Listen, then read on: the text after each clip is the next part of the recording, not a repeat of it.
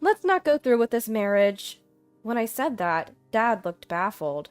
"Wait, what? We were just having a nice conversation. What's bothering you?" I'm stunned by Dad's response. "Dad, didn't you notice anything? I thought he would have realized who that guy really was." "My name is Krista. I'm a 24-year-old office worker. I live at home with my parents. Dad works for a pharmaceutical company and Mom is a homemaker. Dad doesn't make sales trips to hospitals anymore like he used to, but if invited to golf, he's more than happy to go. Last week at a golf event, Dad got into a conversation with Mr. Hallman, the CEO and chief of a private hospital, and they talked about their kids. Mr. Hallman has a second son named Ronnie, who's 44 and still single. Despite coming from a family of doctors, Ronnie isn't one. He works in game development from home. "How about setting up a date between our kids?" Mr. Hallman suggested. Dad was hesitant. He thought about refusing because Ronnie and I have a considerable age gap. But Mr. Hallman insisted. "Age doesn't matter once you're an adult." Eventually, Dad caved in, and it was decided that I would meet Ronnie. "So, will you at least meet him?" "I really don't want to meet a stranger." "He's from a good family. It should be fine." Despite my reluctance, Dad looked concerned. The truth is, for the past year, I've been stalked by someone suspicious, and recently, underwear from my yard got stolen. I felt in danger and had just reported it to the police. Both Dad and I were hoping to drop the subject, but Mr. Hallman was incredibly persistent. "Let's do it as soon as possible," he pushed, and before I knew it, I was meeting Ronnie the following Friday evening. The venue was a renowned restaurant known for its exquisite cuisine. Since Mr. Hallman was busy during the day, it was going to be a dinner meeting. Dad and I were meeting Ronnie and Mr. Hallman. On the day, Ronnie looked much younger than his 44 years. He wasn't necessarily handsome, but he seemed clean-cut. His conversation was solid, making it hard to believe he was still single. "Isn't it just that you have high standards, and that's why you're not married, Mr. Ronnie?" Dad also joked about it. "Ronnie isn't usually so talkative or well-groomed. He's making an effort for Miss Krista." Mr. Hallman replied with a wry smile, and Ronnie also smiled shyly. "I was surprised when Dad told me. I never thought Dad would arrange a meeting with Miss Krista. It must be fate. I can't change our age difference, but I thought I'd at least match the appearance." Ronnie added, "Something felt off." I realized both Mr. Hallman and Ronnie were discussing everything as if the marriage was already decided. When Ronnie mentioned, "I'd like to build our new home halfway between both our parents' houses," Mr. Hallman chimed in. "How about near the hospital? We have land there." Both Dad and I awkwardly smiled, not knowing what to do. "Here, Krista, offer Mr. Ronnie some more drinks." Dad tried to steer the conversation by offering Ronnie a drink. I also went along and offered the next round. "So, Mr. Hallman, you were saying last week that you got a new golf driver. How's it treating you?" "Oh, it's fantastic. I'll lend it to you sometime." Dad's strategy worked like a charm. Mr. Hallman and Dad started getting into a conversation about golf. They often share golf equipment, it seems. Just then, I got a direct approach from Ronnie. "Krista, thank you for today. I'm happy you decided to marry me." "What?" I was stunned and questioned what he said. He suddenly got way too familiar. Unbelievable. I haven't decided to marry anyone, let alone him. He doesn't seem like a bad guy, but I've just met him, and have no romantic feelings. Ronnie didn't notice my discomfort. He seemed pretty tipsy, and looked at me with ulterior motives. "How about we go to the beach next time?" "Sorry, what? I couldn't hear you." I pretended not to hear him, but I heard him loud and clear. Right as I was pondering what to do next, "What do you like to do, Miss Krista? Do you also play golf with your dad?" A cheerful and tipsy Mr. Hallman started talking to me. Saved by the bell. I actually enjoy going for walks by myself." I dodged Ronnie's question and changed the subject. The suspicious person who had been following me hasn't been caught, and I haven't been able to go for walks lately, but any other topic is fine at this point. "You don't seem sunburned for someone who enjoys walks." Elderly men sure know how to make a comment that gets under your skin. "I wear a hat," I replied, smiling. "A hat, huh? That's stylish." Mr. Hallman had no idea I was annoyed. "Krista loves hats. She has quite a collection." My dad chimed in, steering the conversation. I took this as a perfect moment to pick up my silverware. Just then, a delicious-looking fish dish was served. I decided to focus on my meal to distract myself. What's the name of that green hat Krista has? Darn it, I can't remember. Apparently, Dad can't remember the name of my hat. Come on, if you're getting old, what does that make me? My apologies, that was a slip of the tongue. Both men laughed and then turned to me. Krista, what was the name of that hat again? I forget. Just as they asked, I had just put food in my mouth. I was rushing to swallow when... That's a newsboy cap, right? Green really suits Krista. Ronnie answered for some reason. What? How does he know? We just met. I almost choked on my food. Could this guy be... Dad, seemingly oblivious, answered, Yes! A newsboy cap! I can never remember it, but it suits her so well. She looks adorable. Mr. Hallman didn't seem bothered. A newsboy cap? Never heard of it. Women's fashion is complicated. I'm good with medical terms, though. You're impressive, Mr. Hallman. Dad, you might know it as a hunting cap. The conversation continued, but my mind went blank. All I wanted was to escape from this place as soon as possible. I've gotta call the police. I put on a smile, suppressing my inner turmoil as I get through the arranged meeting. As soon as I see Mr. Hallman and Ronnie get into a taxi, I let out a huge sigh of relief. Krista, you tired? Dad, a bit tipsy, smiles at me. The forced smile I've been wearing vanishes, and I become serious. Dad, let's definitely say no to this marriage. My straightforwardness leaves Dad puzzled. Wait, you were just having a good time chatting. What's wrong? Is it his age? He was a decent guy, wasn't he? Didn't you like him, Krista? I'm surprised at Dad's words. Dad, didn't you notice anything? I assumed Dad had also figured out who that man really was. Notice what? The hat. The cap. Don't you find that odd? Huh? You mean Ronnie knowing the name of the hat? He's young. It's not strange for him to know. Frustrated, I explain again. How did he know the name of my favorite hat when he was told it's green? How could he say it looks good on me when we've just met? Good point. Could Ronnie be that suspicious person? I nod at Dad's murmur. I'm sure of it. I don't know how he knows about me, but otherwise, how could he know about the cap? Before, I couldn't recognize him because he was wearing sunglasses and a disposable mask, but I'm sure Ronnie is the same suspicious person who's been following me. Probably the underwear thief, too. As soon as I say this, Dad exclaims, That makes sense! I thought something was off!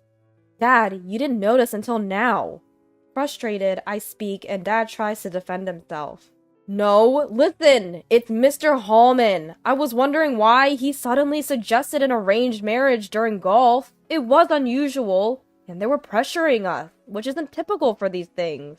Maybe Mr. Hallman knew his son was interested in you. It's more than interest. It's malicious. I was going to say no anyway, but definitely not to a suspicious person. So Dad, please firmly decline the arranged marriage. Dad agrees wholeheartedly when I request again. That night, I contact the local police officer. I found out who the suspicious person and the underwear thief are. Although it's not enough for proof, the officer promises to increase patrols in the area and look into it. The next morning, Dad calls Mr. Hallman to decline. He doesn't mention the suspicious person, only saying, the timing wasn't right this time. The call lasted over an hour, and Mr. Hallman tried hard to convince him. After hanging up, Dad looks drained and says, Mr. Hallman understood. I feel relieved, but that afternoon, something happened. As we're having a laid-back Saturday afternoon snack, the doorbell rings frantically. And not just once, it's repeatedly rung, and then there are loud bangs on the front door. This can't be good. I hurriedly checked the front door monitor, and there was Ronnie, right on the screen. Yikes! I couldn't help but shout. Both Dad and Mom stood up and looked at the monitor. It was clear, even through the screen, that Ronnie was livid. Mom, call the police! It's that guy again! Dad calmly instructed Mom. Mom nodded and started making the call on her cell phone. Just when I noticed there was no sound of knocking, a figure passed by the living room window. Ronnie had trespassed from the front entrance to our yard, and now he was in front of our living room. We could see each other plainly because the curtains were open. The weather was good, so I had laundry out, and we hadn't locked the window.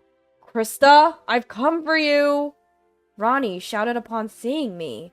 Dad stepped in front of me to shield me. It looked like Ronnie was about to force his way into our home. "Krista, stay in a safe place with Mom!" As I started to comply with Dad's instruction, Ronnie yelled again.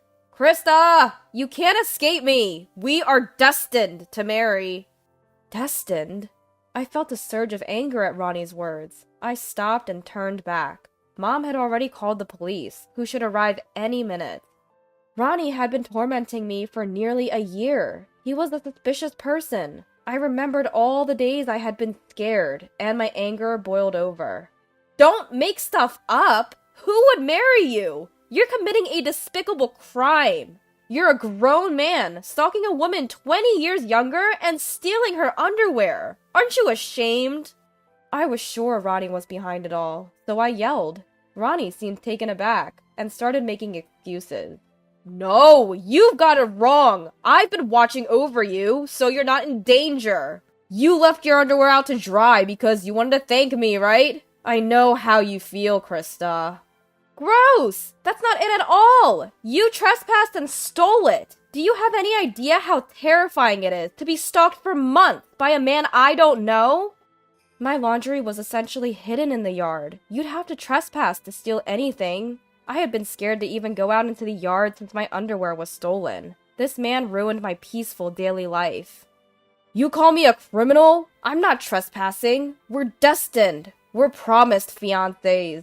I was at a loss for words. This guy is delusional. Nothing will get through to him. Mom also spat out, "Stop talking nonsense! Can't you differentiate between reality and delusion?" Dad angrily stated, "Ronnie, just because you're infatuated doesn't mean you can do anything you like. Stalking and theft are crimes. You're trespassing right now. As parents, we can't forgive your actions. We won't let our beloved daughter fall prey to a criminal like you." Mom yelled while pointing her phone at Ronnie. I felt truly grateful for my parents who were defending me. "I'll be clear. I will never marry you. I can't possibly like you. From now on, never come into my sight again," I declared firmly while glaring at Ronnie. "But you came to the matchmaking event. Don't you love me? I thought you wanted to marry me." Ronnie could only mutter those words, his eyes wide. "Look, I only went because my dad was badgered into it by Mr. Hallman. I was planning on saying no from the start." Upon hearing my assertive words, Ronnie collapsed onto his knees. Within moments, the cops, who had been alerted, arrived and took a now subdued Ronnie away. The reason my mom was pointing her cell phone was to let the police hear everything that was happening, thanks to hands-free mode. It helped paint the full picture. Days later, Ronnie admitted to both the underwear theft and stalking me. Upon questioning Ronnie and talking to those involved, it turns out that he learned about me through my dad's golfing acquaintance with Mr. Hallman. Apparently, a family photo of us was in the inner pocket of a golf bag my dad had lent to Mr. Hallman. Ronnie had fallen head over heels with me from that photo. Apparently, Ronnie had pictures of me, taken without my knowledge, plastered all over his room. One day, Mr. Hallman's wife stumbled upon these photos in their son's room and consulted her husband. Recognizing my dad in the photo, Mr. Hallman identified me as the daughter of a golf buddy. Mr. Hallman thought it would be better to set us up in an arranged marriage than to let Ronnie get arrested for stalking, all without informing us. What a family! To prevent this from escalating, I received a generous settlement and had them promise never to let Ronnie near me again. It seems Mr. and Mrs. Hallman were unaware that Ronnie had taken the underwear thefts that far. They decided to admit Ronnie into a mental hospital. What was supposed to be a mere arranged meeting turned into a huge ordeal, but everything's settled now. I was finally free from the person who had been causing me so much anxiety, and I could enjoy my walks once again.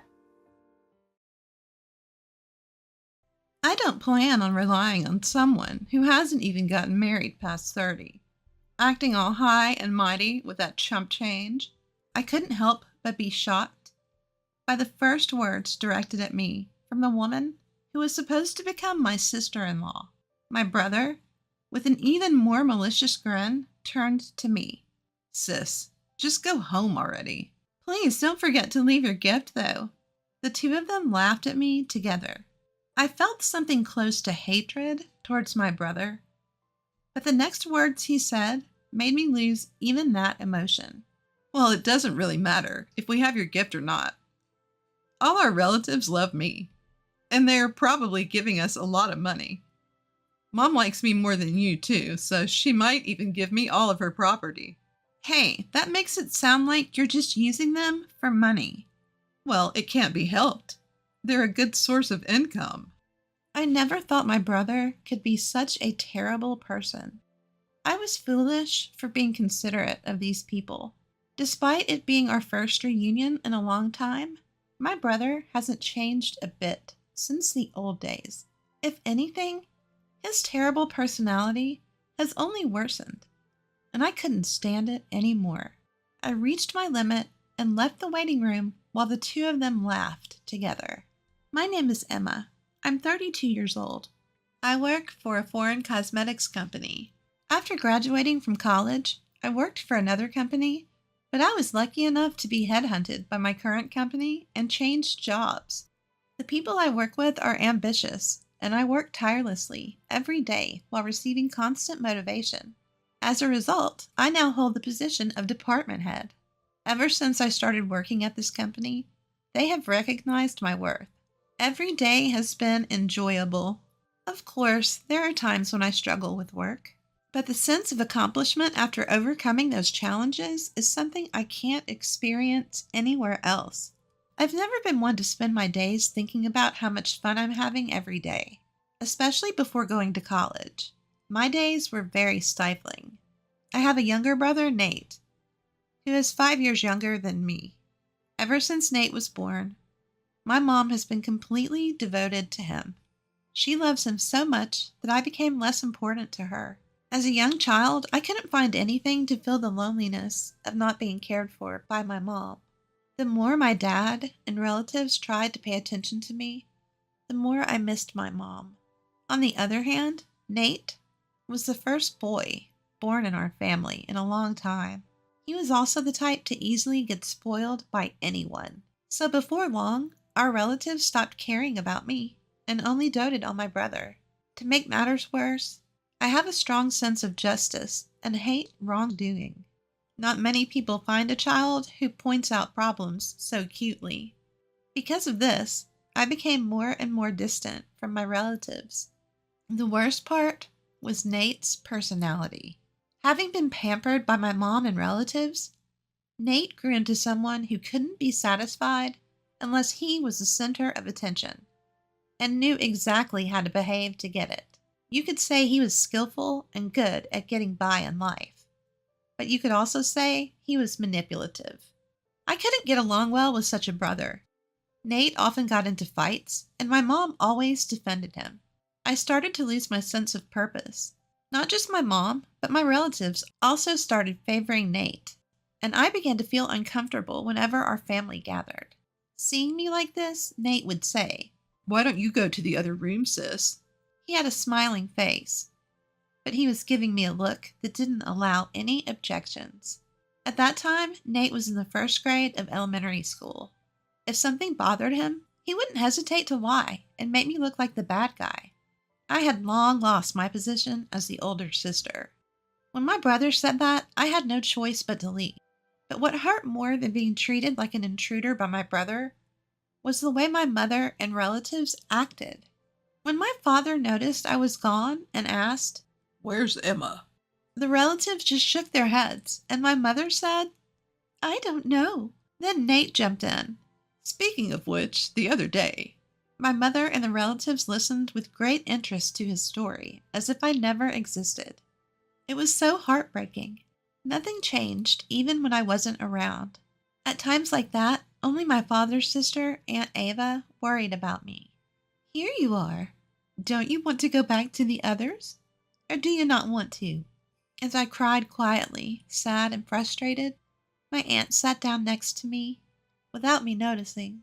She gently stroked my back as I buried my face in her lap. When I couldn't say anything, my aunt began to speak softly. I kind of understand how you feel, Emma. Maybe it's because I'm an older sister, too. Ever since my brother was born, he was the one who got all the attention. And you know how our relatives are, mostly women, right? So they really spoil the boys. I always thought it was unfair. You too, Aunt Ava? I was surprised. My aunt was always cheerful and in charge at family gatherings, and I never would have thought she felt that way. My aunt smiled gently in response to my question. Yes, when I was a kid, I was so jealous of my brother all the time, but he wasn't very talkative, so he wasn't always the center of attention like Nate.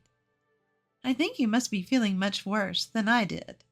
Aunt Ava said this while gently stroking my head. I hadn't had my head patted like this in so long, and I felt a mix of emotions, happiness and embarrassment for letting her see how weak I felt. Our family has strong ties, you know. And Nate is kind of cunning, or maybe he's just good at winning people's hearts. He has that kind of personality, right? Everyone gets easily fooled by him. Really, Aunt Ava? You think that about Nate too? I was surprised again, thinking that no one in the family saw my brother that way. Aunt Ava winked at me, surprised. So don't forget, I'm watching you, Emma. If you want, I can talk to everyone about it. No, it's okay. Just knowing that you're watching me is enough to make me happy. All right, I understand. But if there's anything you want me to hear, I'll listen. You can always rely on me. After that, I looked forward to seeing my aunt at family gatherings. Even now that I've moved away, I still keep in touch with her regularly. The only other contact I have is the occasional email from my father with updates. Since I rarely go home, I don't know much about my family and relatives' current situation, so I never expected to get this kind of news from my father. Nate is getting married. Right now, I don't have a partner. One by one, my friends are getting married, and lately, even my coworkers are in a marriage rush. At a time when I was feeling a bit anxious, I got the unexpected news of my younger brother's wedding. Even though I'm not unhappy with my current life, I felt down. Then Nate contacted me, adding insult to injury. Hey sis, long time no see. I'm getting married, and my fiancée is already pregnant. Don't worry about not being married and showing our parents your grandchild. I've got that covered. But in return, give us at least $10,000 as a gift. It includes the cost of giving birth. Kids are expensive, you know. My already low excitement to celebrate Nate's wedding dropped to 0. Because of his sense of entitlement, I even considered not attending the wedding. But I convinced myself that this was a once-in-a-lifetime family event and decided to accept Nate's request. On the wedding day, after the ceremony, we were led to a family waiting room to prepare for the reception. I reunited with my mom and relatives after a long time had passed without seeing them. Of course, the topic was all about Nate. I tried to accept it since he was the star of the day, but my past memories kept coming back. That day, the gloomy, cloudy sky seemed like it would rain any moment, and my mood got darker and darker. That's when my dad talked to me. Emma, it's been a while. How's work? Oh, Dad, I'm getting by somehow. I see. So would you consider coming back home more often? My dad said that, but I didn't feel like it. Yeah, I'll come back when work calms down. I need to go to the restroom now. I left the family waiting room. I couldn't get out of there fast enough. I thought I had changed a bit, but I see others don't change so easily. As expected, I felt uncomfortable in front of my relatives. I let out a big sigh. At that moment, my phone vibrated. Come to the bride and groom's waiting room right now. It was a message from Nate. What does he want at a time like this? I headed to the bride and groom's waiting room, pondering. Did you bring it? As soon as I arrived, Nate asked me this question. I didn't understand at first, but I realized what he meant from his and his wife's nasty looks. Yeah, I brought the $10,000 gift. Are you satisfied now? Congratulations on your wedding. I reluctantly offered my congratulations, even though my heart wasn't in it. But I immediately regretted being considerate. Only $10,000?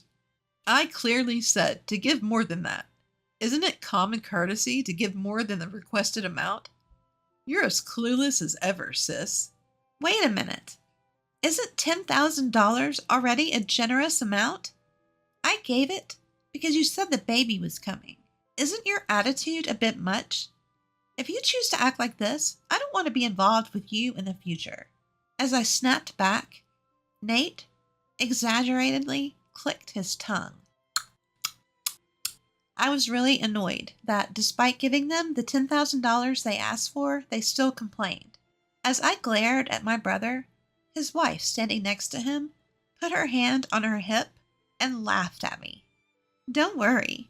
We don't plan on relying on someone who's still unmarried in her 30s and acting so high and mighty for such a small amount of money.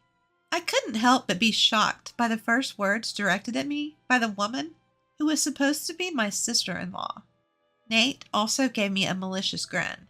Yeah, just take your gift and leave. Make sure you leave the gift money. The two of them laughed at me together. I felt a strong hatred for my brother and his wife, but Nate's next words made me lose that feeling. Well, even without your gift, we'll be fine. All our relatives love me. I'm sure they gave us a lot of money. Mom likes me more than you, too. She might even give me her entire fortune. Wait, that makes it sound like you're just using them for money. Well, it's true. That's why we invited fewer friends and more relatives. I never thought my brother could be such a terrible person. I couldn't help but be shocked by Nate and his wife, who seemed to find it amusing that he viewed our relatives and even our mother like that. I was stupid for worrying about them. I was disgusted by my brother, who hadn't changed at all since we were kids and had only gotten worse. Unable to bear it any longer, I left the bride and groom's waiting room as they continued to laugh. Emma! As soon as I left the waiting room, I heard someone call my name. It was my Aunt Ava. Seeing my aunt, I couldn't help but let my feelings show. Auntie, I can't take it anymore. I'm leaving. When I said that, my aunt showed her anger. I heard what just happened. This is unforgivable. Everyone should know about it. But it's true that everyone likes Nate, right? If I say something, I'm sure no one will believe me. It's not like he's forcing our relatives to give them money, so it's just a matter of me putting up with it. It's fine. I don't think I'll ever see them again anyway. Apparently, my aunt had been worried about me looking uncomfortable in the relatives' waiting room and followed me when I left. After she had heard my conversation with Nate and his wife, my aunt suggested telling everyone. But after seeing the two of them laughing and looking down on our entire family and relatives, I had already given up. However, my aunt was filled with anger, contrary to how I felt. You don't have to put up with it anymore, Emma. I never thought Nate would go this far. There's still time. Let's confront them together and reveal everything. If anyone still supports Nate after that, then they can be their source of money or whatever else they want. Encouraged by my aunt's words, I decided to face the situation and returned to the family room with her. Surprisingly, my mother's brother, Uncle John, believed my story right away. Actually, there have been some bad rumors about him at the company. I didn't want to doubt my nephew, and I thought it was natural for the business to have some bad times. But after hearing Emma's story, it all makes sense. I guess I was only considered valuable as long as I was paying him. Uncle John runs a company, and Nate works there. It seems Nate has been taking advantage of his position as the president's nephew and doing whatever he pleases. Because Uncle John is the company's president, our relatives respect him. When he acknowledged my story, everyone started to believe me one by one. There's no way Nate could be like that. My mother, who had been adamant until the end, gradually grew suspicious, not only because of me, but also because my aunt had talked about Nate. My mother, who had been asked for hundreds of thousands of dollars for wedding and childbirth expenses, seemed to have her doubts, and eventually accepted our story. My father, who seemed to have believed me from the beginning, was radiating with anger.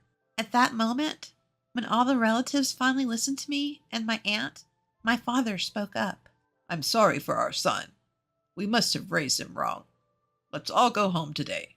He doesn't deserve to be celebrated. With those words from my father, my mother and all the relatives decided not to attend the wedding reception. My parents hurriedly left the family room to explain the situation to the other guests. As we waited at the shuttle bus stop, the people who were supposed to attend the wedding started to arrive. At the end of the crowd, I could see my parents. My father gave me a strong nod when he saw me. I'm sure all the guests had decided not to attend. Thank you for believing in me. I tried to convey that to my father, but as I approached him, he was yelling into his cell phone. Who would celebrate someone like you, who repays kindness with malice? The person on the phone must be Nate. It was the first time I had seen my father so openly angry.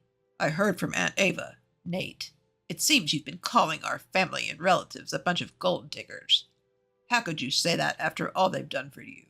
We have no intention of celebrating you anymore. We're going home today.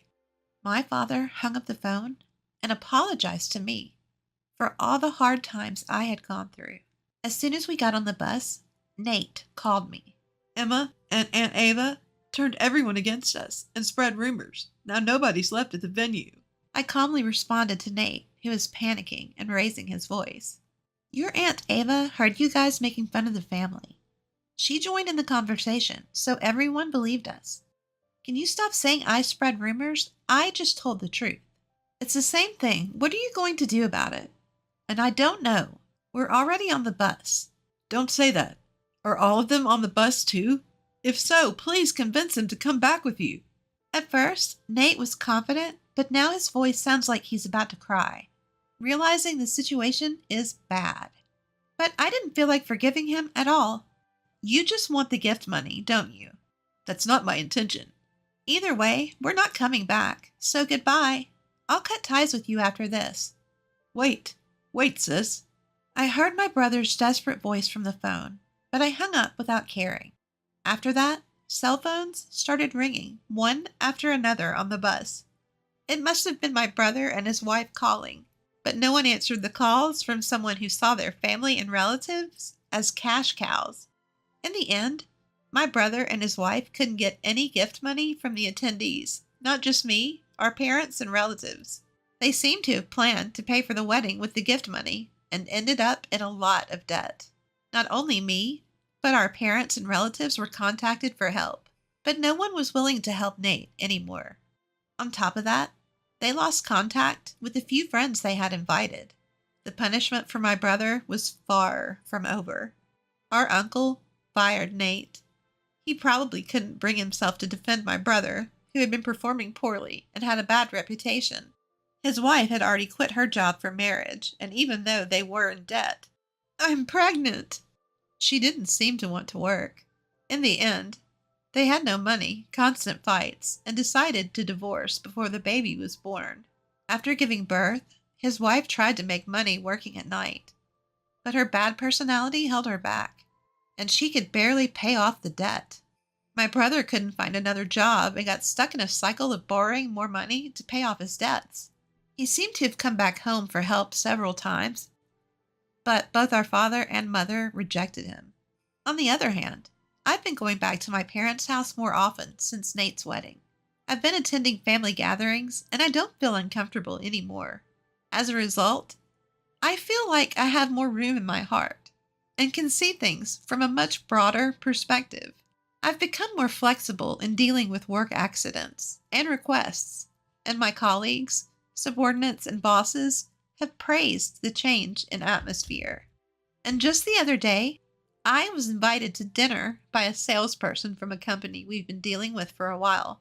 I feel a little excited about the long-awaited signs of spring. Apologize to Brian and Marlene and bow your head to the floor. At my birthday party, my husband Corey yelled at me and shoved my shoulder, trying to make me sit on the floor. Marlene, my daughter-in-law, looked up as if searching for something, her face downcast. From my angle, I could see a malicious smile forming on her lips, which otherwise appeared as though she was about to cry. Would you say the same if you saw this? I presented something I had prepared in front of Corey's eyes. The time had come to reveal everything after being continuously mocked. My name is Sienna, and I turned 73 this year. Corey had stayed on as an advisor at his company even after retirement, but finally stepped down last year to enjoy his retirement. We've led a quiet, if ordinary, married life since we wed, without even arguing much. Our eldest son, Brian, got married a few years back and moved out.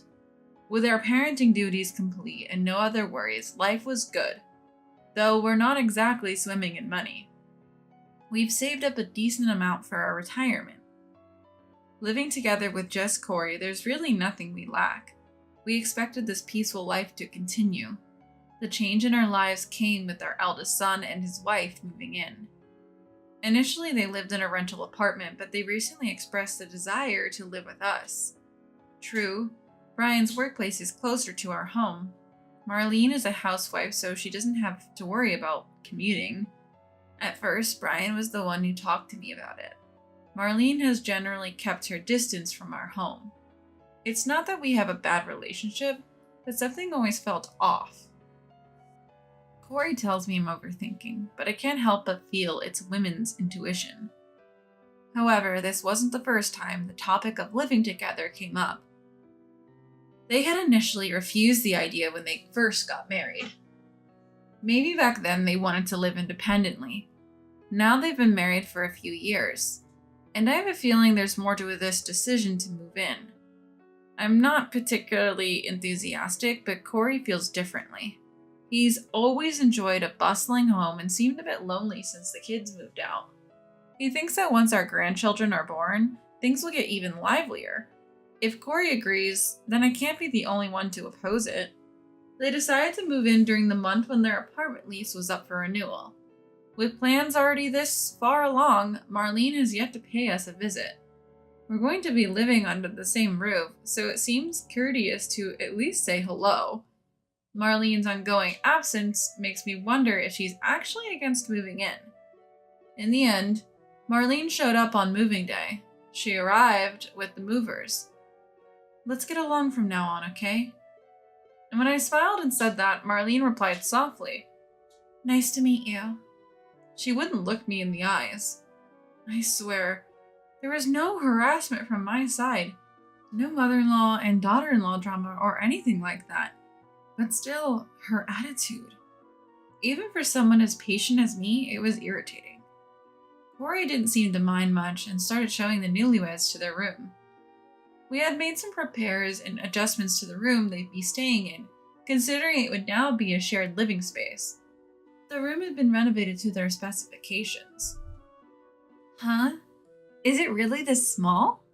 While straightening their shoes in the entryway, I heard Marlene's annoyed voice coming from deep within the house. Do you really intend to cram us into this tiny room? I can't breathe in here.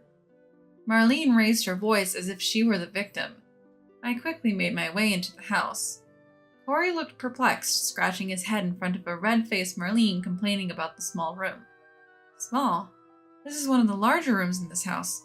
It's even renovated exactly as you asked. What more do you want? I couldn't help but let my annoyance seep into my voice since Corey was taking heat. That's when Marlene finally looked at me. For the first time since we greeted each other, she locked eyes with me. So you're Sienna? You plan to shove us into this storage closet? I was taken aback by her harsh words. It was absurd. Brian also tugged at her sleeve, saying, Hey. But Marlene was unstoppable. She started talking about how her family's home had rooms far more spacious than this, just for storage. She stressed how the stress came from the difference in lifestyle and standards between her family and ours. She even started talking about how rich her family was and how poor we were in comparison. I never thought Marlene could have so many complaints. I thought even the tolerant Corey would get mad at this point, but he was just calmly trying to soothe Marlene. From Ryan's attitude, I could tell this was a usual occurrence for them. Marlene kept complaining for about 15 minutes, but finally seemed to realize that nothing would change by doing so. She entered her room and slammed the door shut. Corey and I exchanged glances inside. So began our tumultuous life with the newlyweds. I had hoped that Marlene would eventually get used to this home. After all, as a housewife who wasn't working, she'd be spending most of her time here. I can't deny that I had some ulterior motives for starting this joint living arrangement. As I've gotten older, household chores requiring physical strength have become more challenging. Though I wish Marlene would lend a hand, she stays cooped up in her room all day and doesn't help out at all. I handle the laundry, putting it in a hamper in the laundry room and then hanging it out to dry. Once dry, I fold the laundry and leave it in front of my eldest son and daughter-in-law's room. Marlene only leaves her room during mealtimes. She devours the food I make while complaining about it. Corey doesn't seem concerned about Marlene's attitude at all. Since moving in my eldest son and his wife, utility bills and food costs have doubled. Housework has doubled too. Despite all this, they don't contribute to household expenses. I felt emotionally and financially cornered. One day, I must have looked worn out. Corey brightly remarked, "Your birthday's coming up soon." I looked at the calendar, and sure enough, there was a mark on my birthday, a tradition Corey maintains every year. "What would you like for your present this year?" he asked. I sensed Corey was trying to cheer me up. I felt like I couldn't stay down in the dumps forever. Actually, there is something I want. I told Corey I wanted a wristwatch. The one I had was broken, and when I tried to get it repaired, they told me the parts were unavailable. Even though I don't usually wear a watch, I feel uneasy without one when I go out.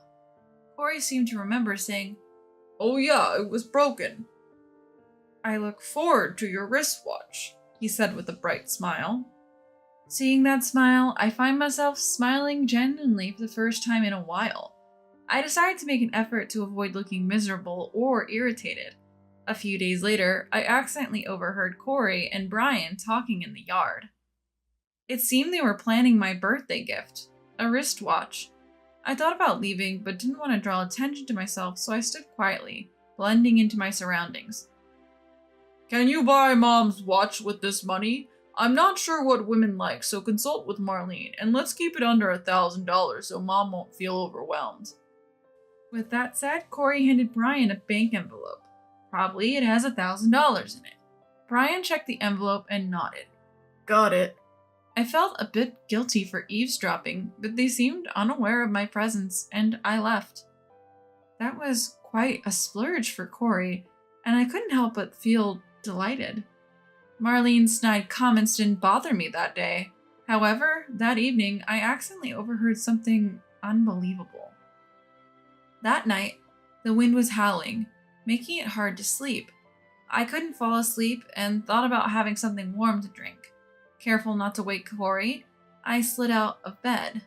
As I walked down the hallway, I noticed light coming through a gap in the living room door. I heard voices talking. I tiptoed closer and saw my eldest son and his wife, Marlene, sipping beers in the living room. Not wanting to deal with them, I decided to go back to my room without my warm drink. Just then I heard Marlene say, "So, for Sienna's birthday gift." I froze and listened. "We know she won't appreciate the value of a watch, so I just got her a $10 one from some knick-knack store." Marlene chuckled. I couldn't believe my ears. I thought my son would scold her, but he joined in the laughter. "Smart thinking. We can use the extra money for a trip," my son added. I felt dizzy for a moment, surprised my son would say such a thing. And to top it off, they were mocking me, saying I wouldn't even notice it's a toy watch. Sienna's gonna cherish this toy watch. Hilarious, right? Marlene laughed so hard it sounded like she couldn't contain herself. I retreated to my room unnoticed. I felt like crying, but anger surged within me instead. Enough was enough. I vowed to make them regret their actions. It's my birthday, and I was thinking of inviting my sisters and their husbands for dinner. At breakfast, I said to Marlene. This was the first time we invited my sister and her husband for a meal since we started living with the eldest son and his wife. Before we moved in together, we used to invite them for dinner, frequently. But that changed, perhaps out of consideration for the eldest son and his wife. That's fine, but I won't be helping with any of the preparations. You invited them, so you handle it. It's my birthday, and she has no intention of doing any preparations. I've never heard of the birthday person having to do the hosting, but I kept my composure. Getting upset would ruin my plan. Sure, I'll whip up something delicious, I said, feigning enthusiasm. Marlene scoffed. You're really going all out for your birthday, huh?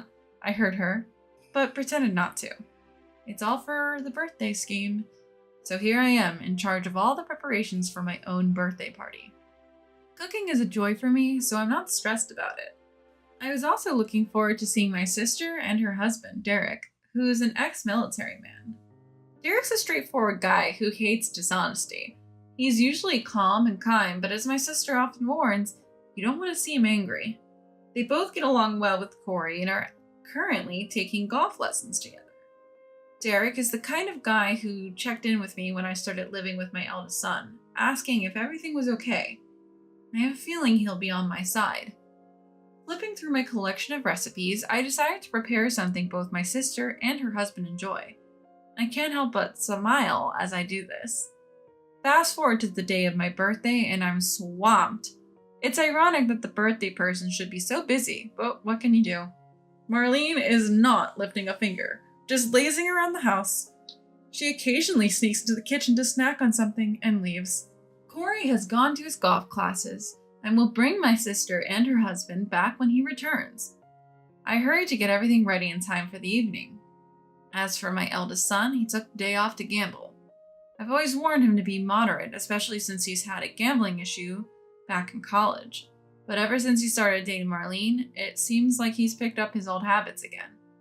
They even go gambling together on their days off. By the evening, everything is set. Corey arrives, my sister, and her husband. Derek brings me a large bouquet of flowers, instantly lifting my mood. I still love my birthday, no matter my age, especially when celebrated by those close to me. I repeatedly say, thank you, as I accept the bouquet. Marlene, seeing the large bouquet, mutters under her breath, they'll just die anyway. She meant for only me to hear it, and I quietly scold her, saying, don't be rude. Usually I let her comment slide, but not this time. She seems surprised, then clicks her tongue in annoyance. Her pretty face is spoiled by her pettiness. My sister greets me. It's been a while. Marlene immediately puts on a charming smile. My sister is so naive. She believes there are no bad people in the world and has no clue about Marlene's two-faced nature.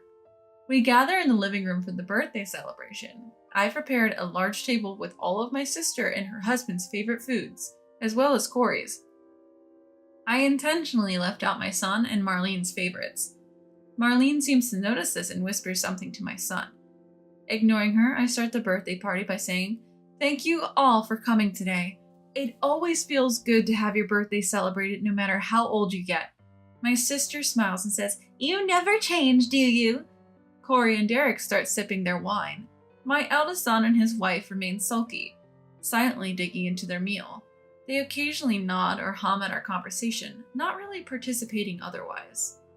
As we near the end of dinner, my sister brings out a birthday cake from the fridge. I didn't prepare a cake myself, so this is a happy surprise. Although the number of candles is random, it reminds me of childhood birthdays I spent with my sister. We have a gift for you too. Take it as a present from all three of us, says Corey, nudging my eldest son. I catch Marlene, flashing a slight grin at that moment. My eldest son hands me a beautifully wrapped box with a ribbon. This watch you want, it cost around $1,000. Take good care of it, he says a bit arrogantly. Corey seems a bit annoyed by his tone, but keeps it in check to maintain the atmosphere. Thank you. It's a very expensive watch, I say, taking the ribbon box in both hands. May I open it? I ask Marlene, who smiles and says, of course. She rarely graces me with such smiles. I carefully untied the ribbon and unwrapped the box. Inside is a watch with a thin leather strap. I can instantly tell it's cheap. Even its secondhand wobbles. Is this the watch you picked out, Marlene? How lovely, I say, holding it up for her to see. I chose one that would suit you, Sienna. It's a lifelong item, considering the price. Marlene grins and replies, That's the last straw. How much more is she going to mock me? Without a word, I toss the watch in the trash. The room falls silent. How dare you! Apologize to Brian and Marlene. That's a $1,000 watch. They picked it out for you. Corey is the first to raise his voice. He grabs my shoulder, trying to force me to kneel. Marlene feigns tears, muttering, How terrible! I can see the corners of her mouth turning up in a smile. What do you have to say now after seeing this? I handed Corey a printout. It was a webpage showing the exact same watch I had just thrown away, listed at a mere $10, tax included. The package and ribbon were identical to what we had. I know you wanted to give me a watch. Those two trampled all over that sentiment of yours. I revealed to Corey and my sibling-in-law what I had accidentally overheard. They had taken the $1,000 given to them by Corey, bought a $10 watch and planned to lie and say it was a $1,000 gift for me. They intended to use the remaining money for a vacation. In the corner of the living room were a few brochures of hot spring resorts that had been set aside while cleaning. My sibling-in-law seemed to have noticed them. You thought I wouldn't recognize the value of things, so you figured you could give me a toy watch without me knowing? You seem pretty pleased about it. Enough with the mockery, I told my eldest son and his spouse. It was rare for me to speak up so strongly. Sienna, that's outrageous. Stop these weird accusations. Are you trying to shame me in front of everyone? You're the one who's always lying. Marlene started accusing me of constantly lying, saying that I've been telling the neighbors she doesn't do any housework, even though she does all of it, or claiming I cooked today's meal. I was speechless. Right, Brian? Marlene turned to Brian for agreement after her rant. Yeah, that's right, Brian chimed in, probably not wanting to offend his aunt and uncle. Then Derek quietly picked up the watch from the trash can. This is a toy. It's not a $1,000 watch. With a controlled fury, he muttered this and threw the watch at the feet of my eldest son and his wife. The sound of breaking plastic filled the air. Corey, who seemed to come back to his senses after Derek's words, loosened the grip he had on my shoulder. My eldest son and his wife looked pale as ghosts. You've been making fools of us, haven't you? You could see Brian trembling at Corey's words. He knew all too well that when Corey, who rarely gets angry, does get angry, there's no controlling him. Marlene was clueless. Look, it's a waste to give expensive gifts to someone who doesn't appreciate their value. We could make better use of that money by traveling, she brazenly declared. The next moment, Corey's angry shout, "Get out!"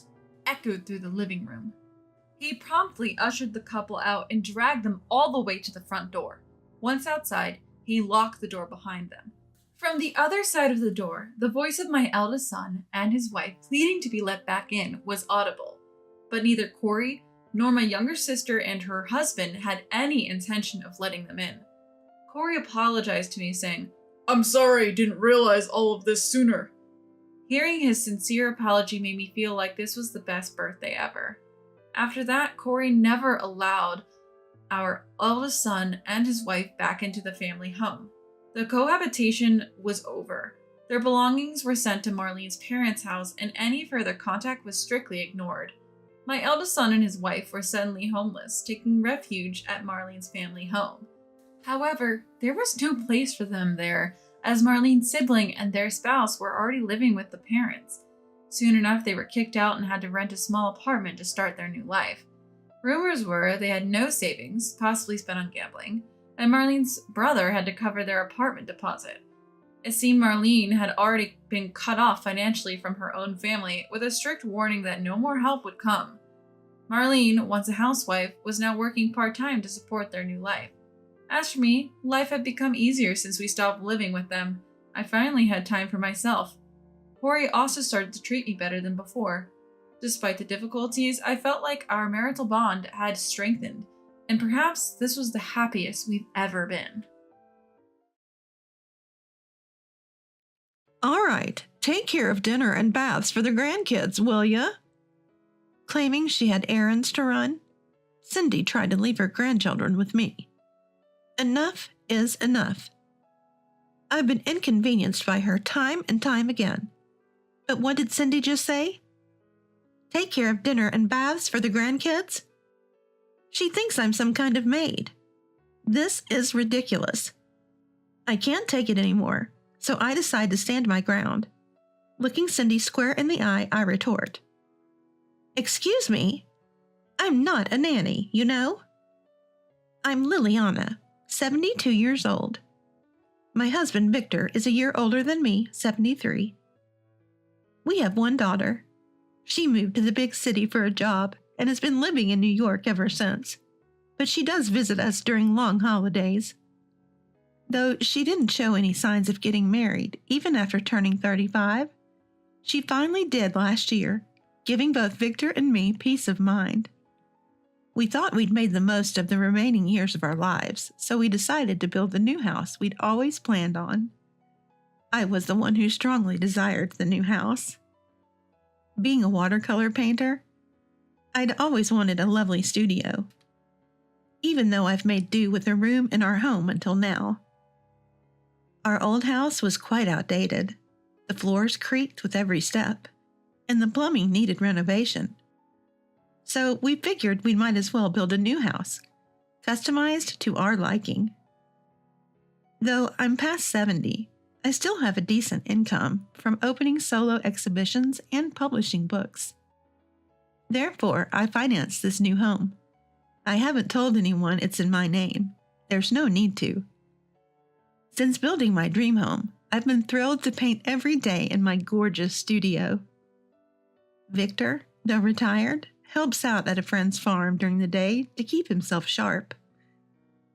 In the evening, we share a meal in our cozy, wood-accented dining room and then relax in our spacious living room, sipping tea on the sofa. We often talk about how great it was to build this house. However, a dark cloud began to loom about a month after we moved in. My brother-in-law and his wife, upon hearing about our new home, started showing up unannounced. They are Victor's older brother, Randall, and his wife, Cindy. Their house is only a 20-minute drive from ours. While I understand they might be curious about the new place, it's just me at home during the day when they decide to drop by. I've got work to do as well, you know, so frequent visits are really inconvenient to me. The third time my brother-in-law and his wife came over, I tried to gently let them know. I'm working from home, so I can't really entertain guests right now. They replied with, "That's fine, don't worry about us. We'll make ourselves at home." Sure, you might not worry, but I do. I bite my tongue to keep from saying anything. Before long, Cindy starts bringing over her 5 grandkids. My brother-in-law's family has 2 daughters, both married with children. These kids, all 5 of them, range from 1st to 4th grade.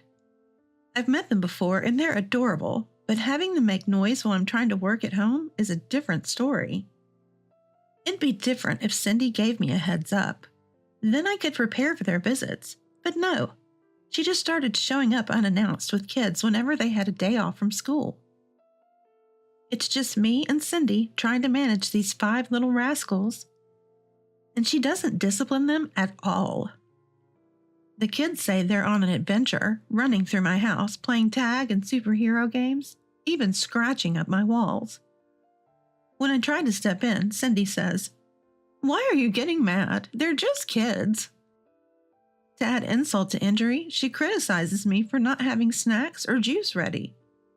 "We come over all the time. You knew the grandkids would be here. Why didn't you prepare anything? You're so inconsiderate."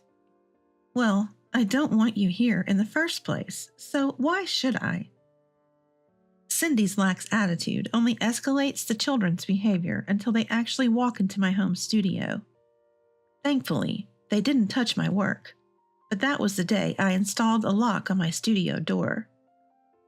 Even with the studio off limits, the rest of my home gets trashed whenever they come over.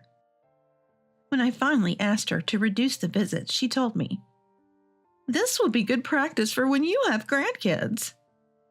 Yeah, right. I won't have 5 all at once, and if they were my grandkids, I'd be keeping an eye on them. Today, after Cindy and the kids left, I let out a sigh as I looked at the room scattered with toys and candy wrappers. The toys probably came from their home, and the candy must have been given by Cindy. Again? My husband Victor just got home from work and says this to me, visibly frustrated. I get why he's annoyed, but I wish he'd say that to Cindy, not me. He's always been hesitant to speak to his older brother Randall, and the same goes for Cindy. Even when I ask him to do something about Cindy's frequent visits, he shrugs it off, saying, "It's not like they come every day. Taking care of a few kids can't be that hard." When I try to explain how much trouble these little monsters cause, he responds, "They're just kids. If you watch them properly, the house wouldn't get this messy." I guess Victor can say that because he has never taken care of those little monsters. The final word from Victor is this: "Enough already. Hurry up and clean up. You haven't even started making dinner, have you?" Look, I've been busy watching the kids all day. I haven't had a moment to cook. Then one day, Cindy crosses the line. She brings her 5 grandkids over and says, "I've got errands to run. Please take care of their dinner and bath," before heading out the door. That's it. I'm at my wit's end. After putting up with all her nonsense until now, what did Cindy just say? Take care of their dinner and bath? She clearly thinks I'm some kind of housekeeper. Unbelievable. I've had enough. It's time for me to strike back. I lock eyes with Cindy and say, You do know I'm single, right?" Cindy freezes, not knowing what I'm talking about. "What are you going on about all of a sudden? Did you have a fight with Victor? Just take care of the grandkids, okay?" Ignoring Cindy's attempt to brush me off, I decide to drop a bombshell. I'm divorcing Victor, so I can't look after the kids. "What? If that's true, why are you still here? Shouldn't you be leaving?" "I just came back to pick up my stuff." The truth is, I haven't actually divorced him yet, but I'm seriously considering it. I contemplate telling Cindy that this is my house, and Victor should be the one leaving, but I decide not to. Not here. Not now. If we do get divorced, Victor will have to leave. The reason this even came up is because of a fight I had with Victor. Cindy keeps bringing her grandkids over. They're running wild, and I can't manage them all. When I told Victor, he didn't get it. To make matters worse, he says things like, "Clean up the room already. Is dinner ready yet?" That was the last straw for me. I can't be with someone who doesn't understand my situation. Let's get a divorce. Victor was initially flustered, pleading for me to reconsider, but then he said, "Don't you find Randall's grandkids cute? They don't come every day. Just take care of them when they visit on weekends. If you keep making a fuss, they'll never want to visit us when we have our own grandkids." Let's start with a separation. Before I knew it, those words had escaped my lips, emotionless, directed at Victor. Fed up with Victor, who wouldn't even consider what I'd been saying to him all this time, and only blamed me when I mentioned divorce. I decided to take action right away. I quickly packed up some essentials and left the house. I didn't want to leave my own home with my favorite studio, but Cindy's constant intrusions made it impossible to focus on my painting. So I opted for renting a short-term apartment to get some peace. Just as I was packing my art supplies and clothes, Cindy showed up. "I'll be leaving, so you'll have to talk to Victor about the rest." I gestured towards Victor, who had just come out from the back room. Victor was usually busy helping out at a friend's farm, but he had stayed home that day, apparently waiting for me. I had no intention of going back until Victor understood what I was going through. If he expects me to take care of our future grandchildren, then he'd better set an example. In the short-term apartment, Cindy stopped showing up, and I could finally focus on my work. Though it's a shame I couldn't use the studio I had built. At least I knew I could paint in peace. 3 weeks flew by as I immersed myself in art, keeping my phone off the entire time. When I finally turned my phone back on, I found messages and missed calls from Victor every single day. The last message read, I get it now. What you've been going through? I was wrong. Please come back. It looked like actually dealing with those unruly kids had finally opened his eyes. I texted him, "We'll talk at home," and returned home after 3 weeks. Victor looked exhausted when he greeted me. I'm sorry, Was the first thing he said. The day I left to get my stuff, he had taken care of the kids for the first time, and found it way more challenging than he had expected. He said he couldn't manage cooking and bathing them while they ran around and didn't listen to him. Eventually, he had to ask Cindy to take them back. It seemed like Cindy kept bringing the kids over every time their school was off, leaving the house a mess. Victor told me he was doing his best to clean up afterward. He finally realized the tough situation I had been in and sincerely apologized for his earlier indifference. I'll go talk to Cindy at Randall's house and tell her not to come over anymore. Please, let's start over. Seeing Victor's earnest attitude, I decided to forgive him for everything. Aside from the issues with Cindy and the kids, I had no other complaints about Victor. Thus, our separation ended after 3 weeks. So Victor made good on his word and went to have a talk with his brother-in-law and sister-in-law, Randall and Cindy. Randall was initially shocked, as Victor had never been assertive before, but he apologized, saying he didn't realize the situation was so bad. Cindy, as usual, didn't listen, insisting it was good practice for when they have grandchildren. In the middle of this heated conversation, their nieces and the 5 rowdy kids showed up at the parents' house, apparently by coincidence. The nieces asked Victor what was going on. So he told them how Cindy kept bringing the kids over to our house unannounced, leading to our separation. Upon hearing this, the nieces confronted Cindy, angrily asking, "Why did you do this?" "Mom said we can look after the kids. You've been taking them to Victor's house the whole time?" Cornered by the nieces' questions, Cindy tried to deflect, saying, "Oh, that's not true." However, a spontaneous testimony from the kids revealed the lie. "Grandma always says we should go to our great-uncle's house because it's cleaner than here."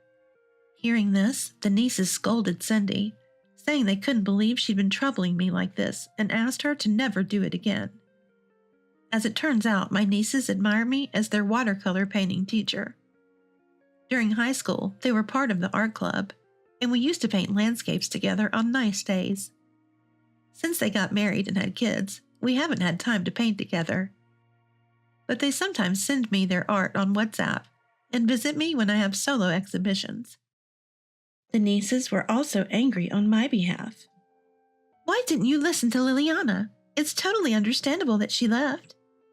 When confronted, all Victor could say was, I'm sorry. Later, the nieces and kids came over to apologize. The kids had been reprimanded by their parents and were quietly sitting down. They had given us a heads up this time, so I prepared snacks and juices that the kids like. When I offered them, the kids politely said, "Thank you," and began eating. As the nieces and I chatted about art studios, I decided to give them a tour of my favorite studio. Upon entering, their eyes sparkled and they said, "Wow, this is amazing." Their compliments made me feel good. Before entering the studio, the nieces warned the kids not to touch anything. So the kids looked around without messing with the art, asking their aunts, "What's this? What's that?" After finding out about Cindy's constant visits to our house, the nieces decided to stop taking the kids to their parents' house. I felt a little sorry for Cindy, but apparently she never disciplines her grandchildren. The last time they went to a toy store, she caused a lot of trouble. One of the kids was swinging a toy sword and ended up hitting other products, breaking them and suffering a minor scratch. Typically, it's the parents' fault if their kids break something in a store. However, Cindy angrily confronted the store clerk, saying, "Why do you have breakable items in a toy store? What if a child gets hurt? What are you going to do about it?" A parent of one of the niece's kids' friends happened to be there and contacted the niece.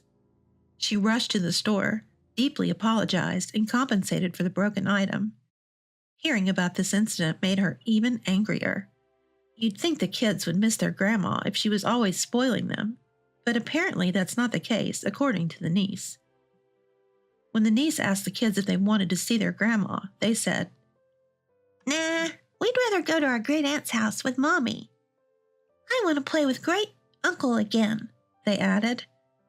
So in spoiling the kids and causing constant troubles for others, Cindy ended up being abandoned by both her niece and her grandchildren. Sad, but she had it coming.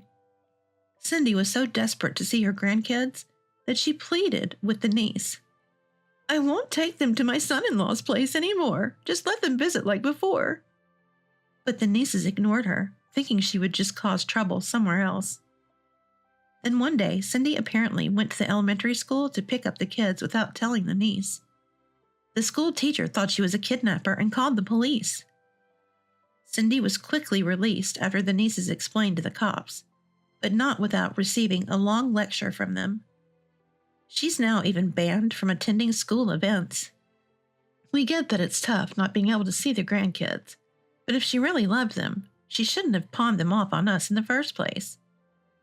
Cindy confuses spoiling with loving. Until Cindy can properly care for the children, they won't be visiting her. The nieces have started bringing the kids to our house every now and then. Of course, they ask for my permission beforehand. These once rowdy kids are now quietly drawing pictures. We laid down a vinyl sheet so they won't make a mess, and they're freely drawing with crayons and colored pencils. The nieces are watching them while painting houses. "Great aunt, look!" One of the kids shows me a drawing of a superhero team. "Oh, you're quite the artist," I said. Just then, Victor comes home from work, and two of the superhero-loving kids run towards him. "He's the villain!" They start chasing him around. Victor pleads with the nieces to stop the kids, but they laugh and say, "Well, you were the real villain, weren't you?" picking on Liliana. "I've reformed now. Help me."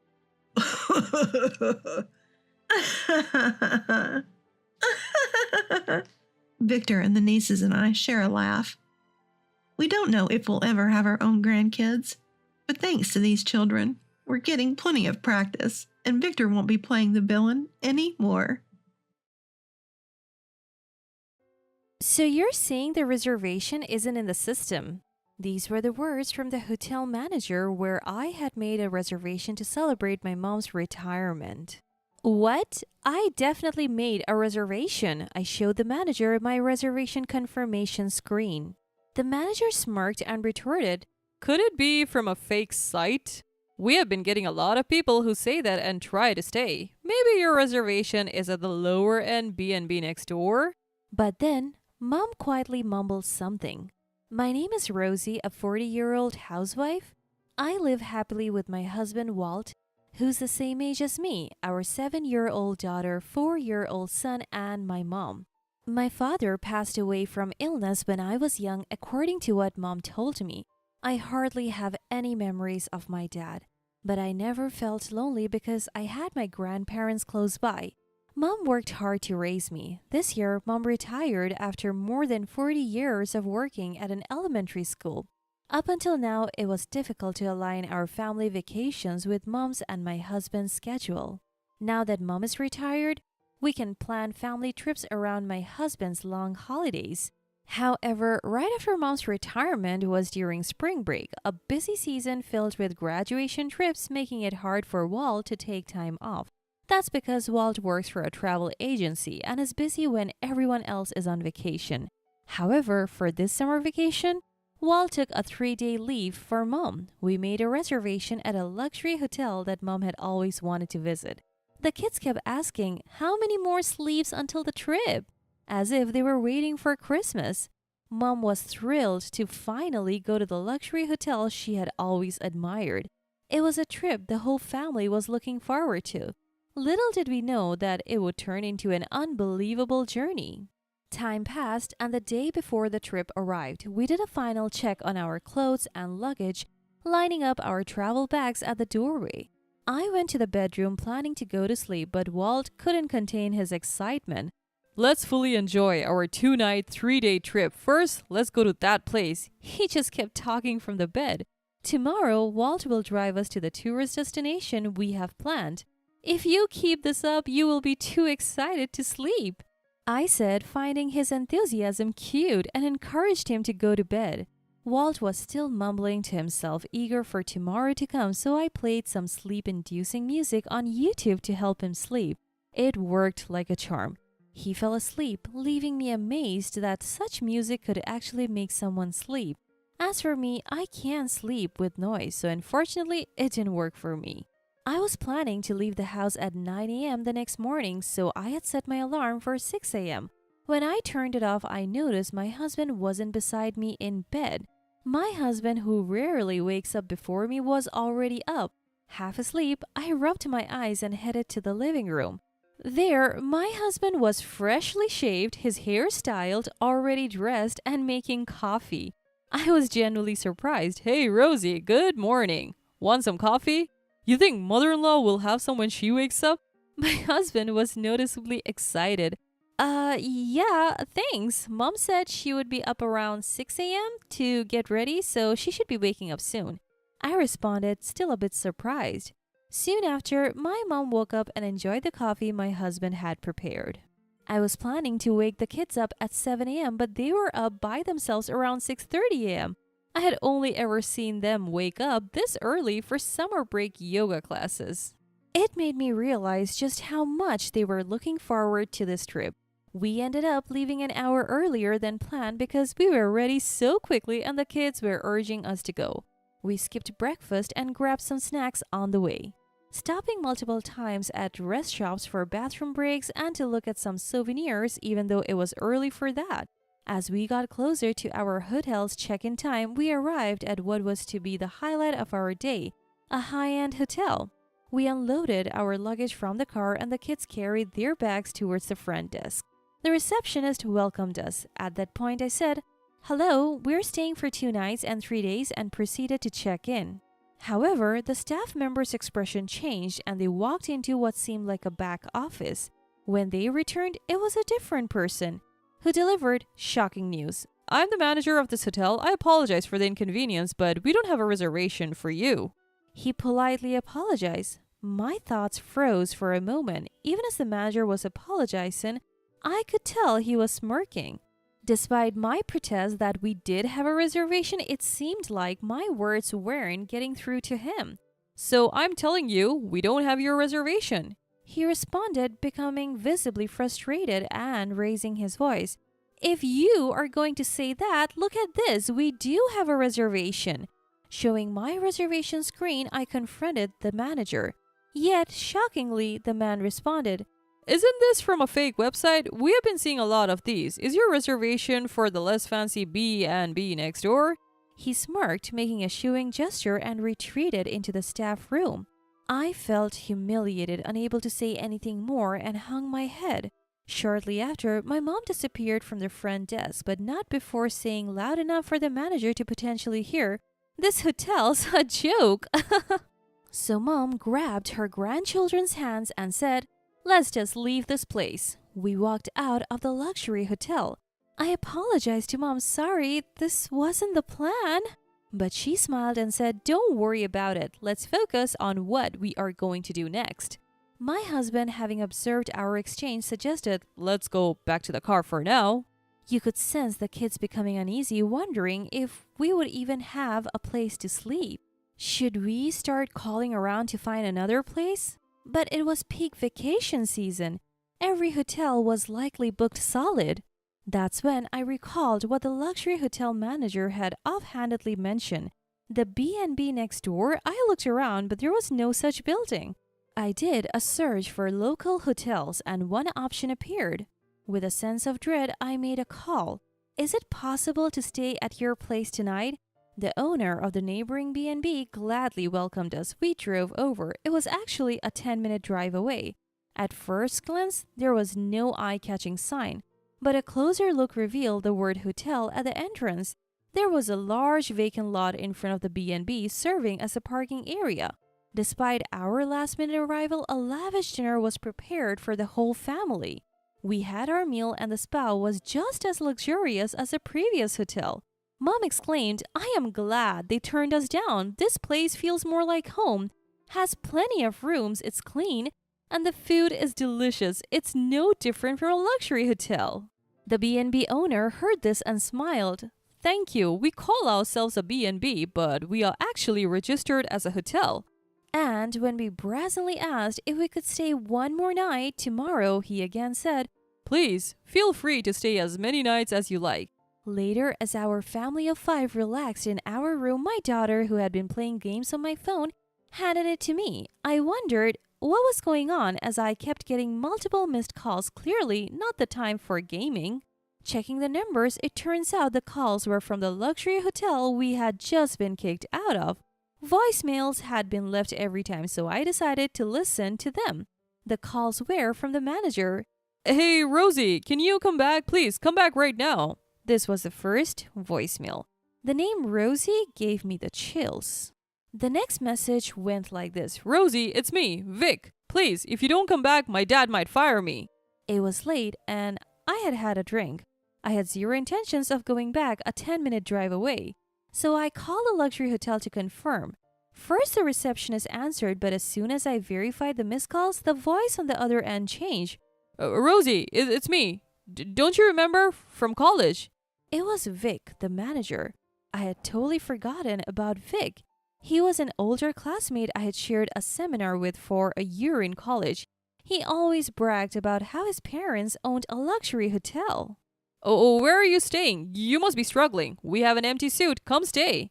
Vic suddenly switched to a flattering tone, to which I coldly responded, "We are already staying at the B&B next door you recommended, so don't worry about us." But this guy wasn't one to give up easily. "I'll come over. Just hear me out." He pleaded on the phone, but I declined, not wanting to cause any trouble at the B&B. Still, Vic appeared in the middle of the night. Fortunately, the B&B owner shooed him away, saying, "What are you doing here at this hour?" I heard about it during breakfast the next day. Did I do something unnecessary? I thought to myself. There was no doubt that I hadn't. If anything, I felt sorry for the inconvenience. After breakfast, we headed to our second-day destination. Fearing Vic might ambush us in front of the B&B, I was relieved nothing happened. Given the nature of the voicemails, I couldn't believe he would let it go so easily. We were cautious, making sure an adult was always with the children. Then, Vic called again. Annoyed by his persistence, I left the kids with my husband and headed to Vic's hotel with my mom. Once there, Vic began to apologize profusely. "What's the sudden change? Your attitude is completely different from yesterday," I said, visibly annoyed. Vic replied, "I'm truly sorry. I had no idea your mother was on the Board of Education." In fact, my mom wasn't just an ordinary principal. She was also involved in the educational board and held in high regard locally. When asked why this happened, Vic confessed he had recognized me as his college junior and presumed that a fatherless poor family had arrived, hence intentionally lied about no vacancies. I was frustrated by the evil treatment and immediately posted a complaint on social media about being treated like that at a luxury hotel. I think at the time I was writing just the facts and my emotions. Soon after we were kicked out, Vic seemed to have called me after the upscale hotel suddenly received several calls with complaints. Apparently, the complaint calls were mainly from school officials. They told the parent company of the luxury hotel, "Your staff lacks proper training. We are taking our future school trips to other hotels." Vic found out my mom is well known in the education sector. He hoped she could help him undo the damage. That's why he kept calling, wanting to speak with me. My blog has a good following among my mom's friends and colleagues. She often boasts, "She's my daughter." Vic seems to think my mom spread the word on social media, but mom is technologically challenged. She can just barely use a computer. The blog post was all me. Vic, not knowing this, had been asking my mom to correct the blog. I burst into laughter when I heard, I'm the one who wrote it. Mom is absolutely hopeless with technology, I explained. While Mom proudly pulls out an outdated flip phone from her purse and says, see, it wasn't me. How rude. Nothing is scarier than my mom's smile. How dare you underestimate my daughter? Why did you assume we are poor? Mom confronts Vic with a stern look. I thought people with drive beat-up old cars would be okay with the rundown B&B next door. Vic stutters. It's true that we arrived in an outdated compact car. Our minivan was in an accident, so we were using a loaner. Vic saw the car and thought we couldn't afford a luxury car. An older man then walks in. Customers are customers, no matter what. Haven't I told you this enough?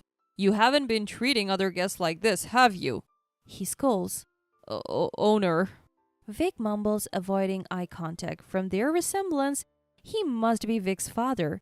The owner starts shouting at Vic, who shouts back, but this is a fatherless family. A single mom has to be poor.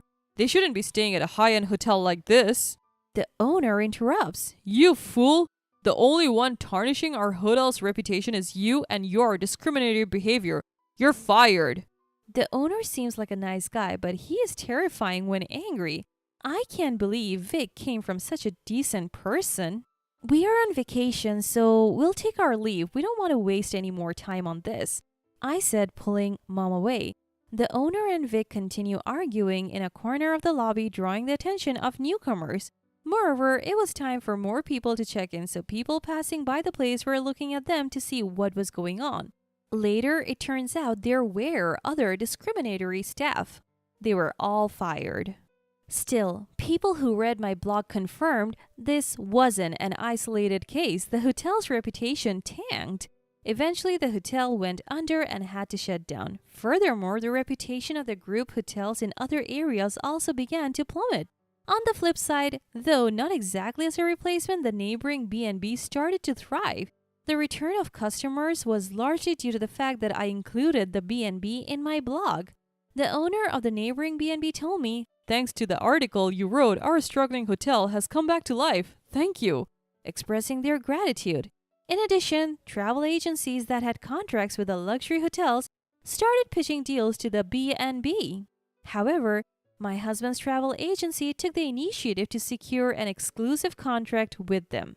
My family and I really liked this B&B, and we have been visiting it 1 or 2 times a year since. As someone who writes a blog, I've been reminded of how powerful the internet can be in both good and bad ways.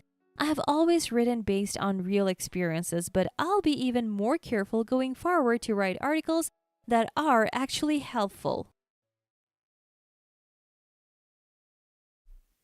Thanks for covering the bill. I went ahead and canceled yours. Staying in a luxury hotel on my wife's dime? Life doesn't get better than this. Haha. I hear my mother-in-law and husband chuckling loudly. By all means, have a great time. Their laughter suddenly stops when I say this with a smile. You're weird. Don't you realize we tricked you? Wouldn't most people be upset? I haven't been tricked at all. You see, I haven't paid a cent for this trip. My name is Laura, a 32-year-old housewife. I met my husband James through work. He was a client, and we had worked together several times when he invited me to dinner. Since we were the same age, we quickly found common interest and hit it off. We started going out for meals and dates, and before long, we began dating. Fast forward 1 year and we were married. We have now been married for 2 years. But that doesn't mean our married life has been a continuous honeymoon. At first, James was incredibly kind and always treated me with care. So I put a lot of effort into housework to make him happy. James wanted me to be a stay-at-home wife, so I quit my job and fulfilled that role. Every day, I prepared breakfast, made lunch, and cooked elaborate dinners. I also kept the house clean, doing the laundry and all sorts of chores. diligently. Life is so comfortable with you around. You're really helping me out. James used to say that and appreciate my hard work. I was able to give my all each day because of that. However, as we reached the 2-year mark, the spark we had as newlyweds seemed to fade. Lately, I've noticed James growing more indifferent. No matter what I do for him, he doesn't seem to react anymore. Tonight, I made your favorite fried chicken. Alright. Was work tough today? Yeah, I guess so. I filled a bathtub for you, so feel free to take a bath whenever. Yeah, whatever. My husband seemed disheartened whenever I spoke to him, offering nothing more than half-hearted acknowledgments. He used to come home from work on time when we first got married, but he's been coming home later and later. He also started going out for drinks without telling me, which often resulted in wasted dinners I had prepared. Is this what they call the 7-year itch? I miss the good old days when we were a loving couple. Was that too much to ask for? But there was another thing bothering me. It was the presence of my mother-in-law, Rose. Ever since we got married, she has never been fond of me, always finding a reason to complain. You are so plain. Can't you wear something more colorful? You probably can because your face is plain too. The food you cook is bland and not even tasty, just terrible.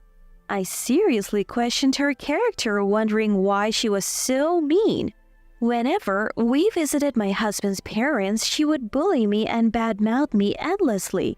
After 2 years of marriage, she started bugging us about having a grandchild. How can we start a family under such pressure?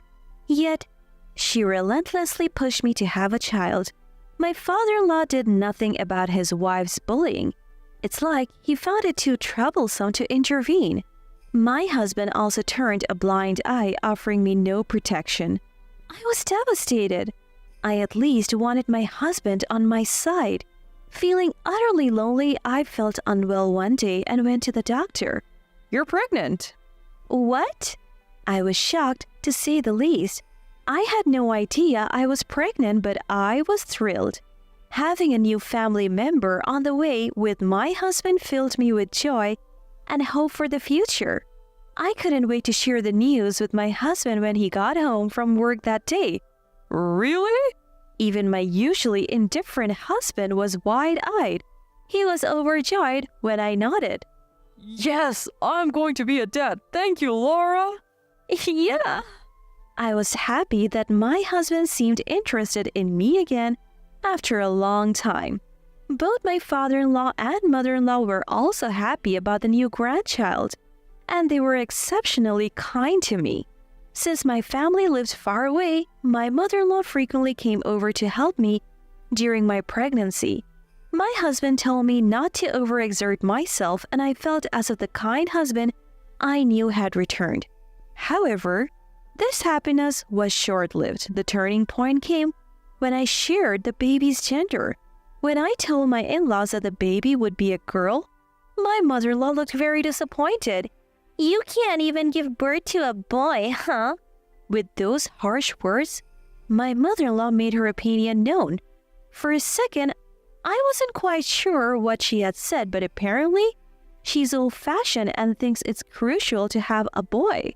Once she learned the baby was a girl, she stopped all support during my pregnancy. That meant I had to handle everything on my own when I was feeling my worst. As for my husband, he didn't seem to care about the baby's gender, but he started complaining when I got sick and couldn't keep up with the housework. You didn't make dinner again and you've been lounging on the couch? I'm sorry. I'm not feeling well. Don't be such a baby. I have to go to work even when I'm sick. You're a housewife. Housework is your job. His lack of consideration for my condition hurt me deeply. The only hope I had was the baby inside me and the thought that we would meet soon. And then I safely gave birth to our daughter. Seeing her for the first time filled me with joy. My husband was also thrilled and emotional when he saw his newborn daughter. She is as cute as an angel. I thought the three of us could finally be a happy family. But when we got home from the hospital, he reverted to his cold, distant self. While I do love my daughter, my husband would always leave her to me when she cried. He never bothered with things like changing diapers or giving her a bath. Even when the already busy task of parenting, he didn't consider that and would selfishly ask, What about dinner? Or, is the bath ready? Little by little, I started to lose trust in him. The thought of divorce crossed my mind, but our daughter had just been born and I couldn't go to work. So all I could do was wait until she grew up. The only silver lining was that I didn't have to visit my husband's parents because of the childcare. My mother-in-law wasn't interested in my daughter, so my husband didn't complain when I said I didn't want to go. Time flew by while I was focused on raising my daughter, and before I knew it, she turned 3. As she started talking, my husband became more interested in her. Though our relationship had cooled, I appreciated his effort as a father. But something started to bother me. Over the past year, he had been acting strangely. He started caring more about his appearance. He used to just let his hair grow out until I told him to get a haircut. Lately, though, he's been going to the salon himself and getting stylish haircuts. He's also started wearing cologne and has been shopping for clothes like crazy. I wouldn't mind if he just took an interest in fashion, but he's always so restless. And he's been spending more time on his phone lately. Is he cheating on me? So I started watching him more closely. One day, while he was in the bathroom, his phone was left on the table and it dinged with a new message. I was shocked when I saw the message on the screen. It was from a woman named Jennifer saying, "Looking forward to seeing you tomorrow night," accompanied by a lot of heart emojis. I thought he was supposed to be going out for drinks with his co-workers tomorrow. Was he lying and actually meeting up with this woman? Once you start suspecting, everything seems suspicious.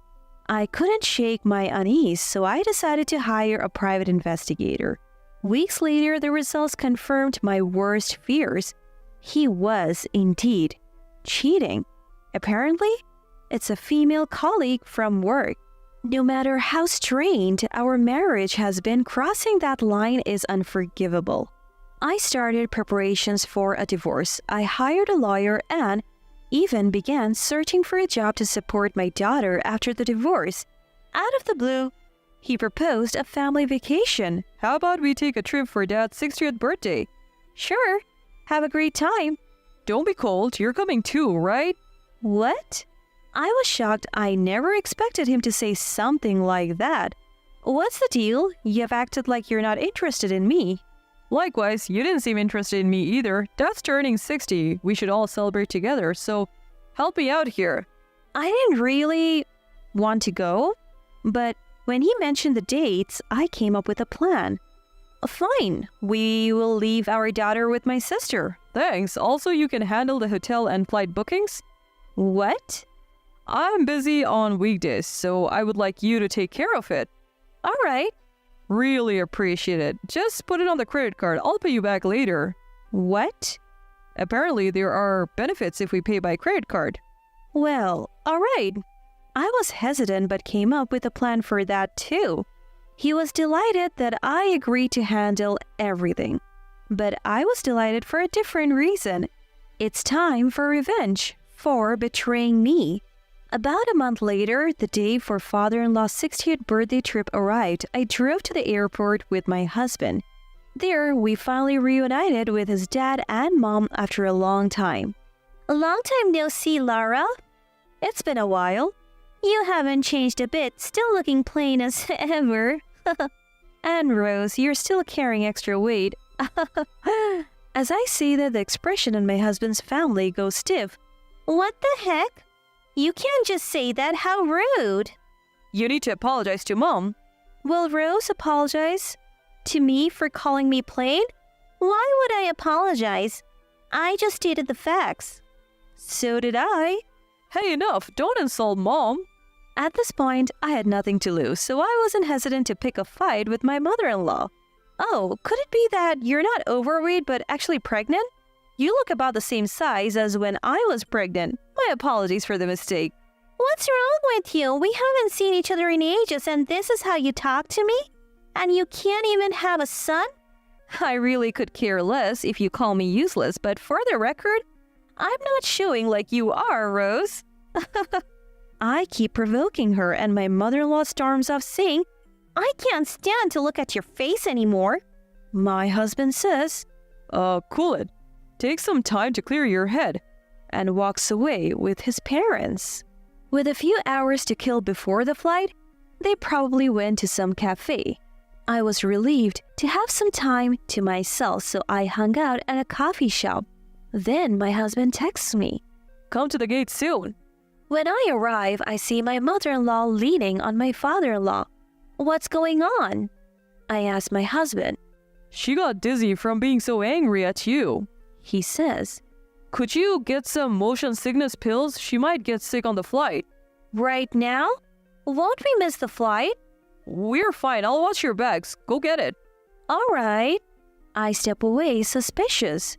Understanding they were up to something, I moved just out of sight and then went upstairs to observe my husband and his parents from the second floor. Sure enough, my mother-in-law immediately moved away from my father-in-law and was cheerfully chatting and laughing with my husband. Faking it, huh? My husband and his parents then left my bags right there and headed for the gate. I quickly went back to collect my bags. Can't just leave them, they'll get stolen. A few minutes later, my husband called me. I answered the phone while watching them disappear through the gate. Where are you? We decided to go without you. What? It's what you get for disrespecting Mom. My mother-in-law grabs the phone. Thanks for the payment. We canceled only your ticket. Staying in a fancy hotel with your money will be so sweet. I heard my mother-in-law and husband burst into loud laughter. They probably never intended to bring me along in the first place. Well, I never planned on going either. Enjoy yourselves, alright? When I said that with a smile, their laughter suddenly stopped. You're strange. Don't you realize we tricked you? Shouldn't you be upset? No tricks here. I didn't pay a dime for this trip. What? I heard my husband's voice, probably because they had the call on speaker. What's going on? Explaining would be a hassle.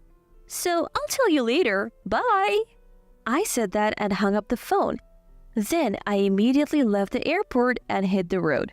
I headed to the new rental condo I had secured. Boxes were already there and my sister and her husband were waiting for me. While I was at the airport with my in-laws, they had moved all my belongings for me. I was beyond grateful, especially since they also took care of my daughter. Once we started unpacking in the new place, we were done in no time. As a thank you, I took my sister and her husband to a steakhouse and we all enjoyed a nice meal. My husband kept calling, but I ignored it. The next day, he called again around noon, so I finally answered. Hey, were you lying yesterday? I enjoyed a suit in your place. Sure, why wouldn't you? It's already paid for. What? What are you saying? I changed the account where my credit card payments get drawn from to our joint account. And I moved all the money I put in there to my own account. So what does that mean? Basically, the trip was paid for with the money you put in that account. What? So I paid for it? Yes, exactly. You have got to be kidding. How much did it cost? Plane tickets and all, maybe around $5,000 for 4 adults. Why 4? Only 3 of us went on the trip. Last-minute cancellations don't get refunded, you know.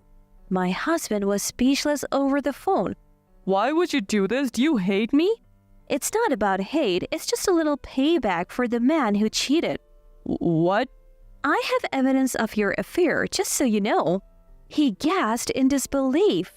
Prepare yourself for a divorce, alimony, and child support. You can't be serious. You brought this on yourself. From now on, we'll communicate through lawyers. I said that and hung up on him. After that, I hired a lawyer to handle various procedures.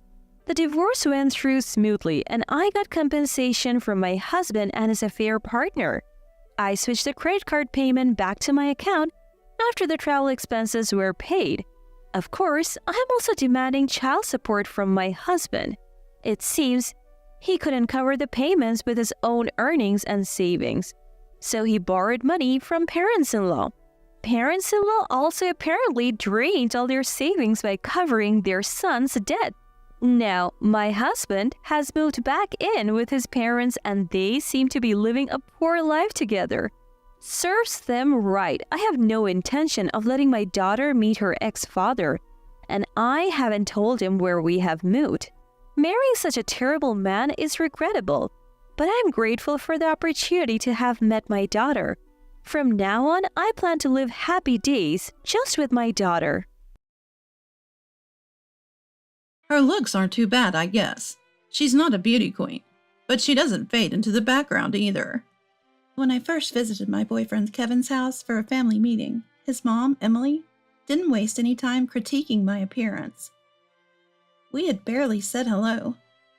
This was my first time meeting Kevin's parents. My name is Mia. Though we'd only been dating for 6 months, Kevin, who's 33, is 2 years older than me. I'm 31, so we're both at an age where marriage wouldn't be out of the question. I had naturally begun to think about marrying Kevin, and 3 months into our relationship, I introduced him to my mom, but I hadn't met his family yet. That's why I started to worry that maybe he was just toying with me. Kevin graduated from a top-tier university and is a high achiever at work. On the other hand, I'm just your average office worker. Kevin was the one who made the first move. He said he fell for me the moment he saw me during a meeting at my office. He gave me his business card and really went out of his way to win me over. Once we started dating, I found out that Kevin is both thoughtful and kind. But he's not a pushover. He's a genuine sportsman and really good-looking. He has a lot of friends and is quite popular with the ladies. Why hadn't such an awesome guy dated anyone before? He could have easily been married to a beautiful woman by now. Curious, I asked Kevin why that was. Apparently, his overly doting mom was the reason. It seems that Emily, Kevin's mother, has been consistently hostile toward all his previous girlfriends. So Kevin told me, My mom is just nuts, okay? and he's been reluctant to introduce me. I love you, Mia, and I want to marry you right away. But it's obvious she'll oppose it. She might even verbally abuse you to break us up. Is she really that bad? But you shouldn't call your own mom that woman, you know? When I gently cautioned him, Kevin shook his head. It's not for my sake, but hers. She's not happy unless she's number one. She believes she's always right and that everyone else should just fall in line. I've come to think of her as a different species. I couldn't believe that Kevin could feel so strongly against his mom. Doesn't your dad say anything? In my family, it was just my mom and me. My dad died of an illness when I was young, so I really don't know what it's like to have a dad. But I wondered why Kevin's dad would allow someone his son described as nuts to act this way. Kevin sighed. Dad has just given up. He says she used to be reasonable when they first got married, but became more self-centered over time. Now he's just happy if she doesn't interfere with his work. Oh, I see. I replied, but I still couldn't fully believe it. Based on my own mom, I thought that toxic parents like this were only in movies or shows. But the moment I met her, I felt what Kevin described as completely insane. Emily's sudden outburst left me speechless for a moment. Immediately, Kevin said, Mom, that's rude, in anger. Andrew, Kevin's dad, also gave Emily a stern look and said, Cut it out. But Emily didn't care. What's the big deal? I'm just speaking my mind. Even though she claimed to be complimenting me, it clearly seemed malicious. Andrew just sighed and kept quiet. Kevin angrily retorted, "That's not a compliment. You're just trying to pick a fight." Emily laughed mockingly. "After all, Mia, you come from a single-parent home, right? You're not suitable for marriage with Kevin." More hurtful words followed. The first family meeting went like this from start to finish. I felt more drained than I had imagined. On the way home, when Kevin offered to drop me off, another argument broke out. Emily threw her hands up in exasperation. "Why do I have to drive Mia home when Kevin is already back? Mia, you need to speak up and say you don't need a ride. Just go home by yourself." "Mom, I said I want to take Mia home, so why are you blaming her? Are you losing it?" Kevin fired back, clearly frustrated. You see, Kevin is usually a calm guy. It was the first time I had seen him angry all day, and I was beginning to think he had a point about his mom being totally crazy. No wonder Kevin didn't want to introduce us. If this is what the first meeting is like, what's next? I started to feel anxious. I love Kevin, but I had zero confidence that I could get along with Emily. "Sorry about that. My mom's behavior is just embarrassing." Kevin apologized as we drove home. "It's okay. Your mom sure has a unique way of seeing things," I responded cautiously. "Tell me about it. First she opposed our marriage, and now she says if we're getting married, it better be a big ceremony." Kevin sighed. In fact, just before at Kevin's house, his dad Andrew had asked, "What are you planning for the wedding?" Kevin and I are both in our 30s. Andrew seemed to think this meeting was for discussing wedding plans. In light of Kevin feeling embarrassed about his over-the-top mom, I proposed, "Maybe we can skip the wedding ceremony altogether. How about just taking some photos with both our families?" As a last-ditch effort, I added, "Given the times, having a big ceremony might be risky." Kevin quickly agreed. "Right. These days, many people opt for smaller, family-only weddings." "Times have changed," Andrew chimed in. "If Mia is okay with it, then so am I." Kevin seemed on board with the idea. Just when it looked like my suggestion would go through, Emily, for some reason, was adamantly against it. "No way! Are you trying to tarnish our family's reputation? You can't skip important life rituals. Both of you lack common sense," she shouted, glaring at me. Emily was relentless. "Marriage involves two families, not just the couple. A wedding ceremony is a way to gain approval from extended family and friends. It's a requirement for your marriage to be recognized." Despite our reservations, we ended up planning a grand wedding, driven by Emily's family honor and reputation arguments. Now the guest list included not just close family, but also Kevin and Andrew's colleagues, business contacts, and distant relatives. But here's the thing, my family isn't that big. We never planned to invite distant relatives, so there was a notable difference in the guest count between the groom's and the bride's sides. Looking at the guest list, Emily smirked. "Oh, Mia's family is small, and it doesn't seem like you have anyone significant in terms of career." Clearly, she just wanted to make me feel inferior. The big day finally arrived. Almost everyone we invited showed up, and the wedding ceremony began smoothly, without a hitch. Between the performances of friends and a heartfelt speech from a mentor, the vibe was electric. I alternated between chatting with friends and colleagues and keeping an eye on Emily's actions. Emily was busy pouring drinks for various guests, passionately engaged in conversation.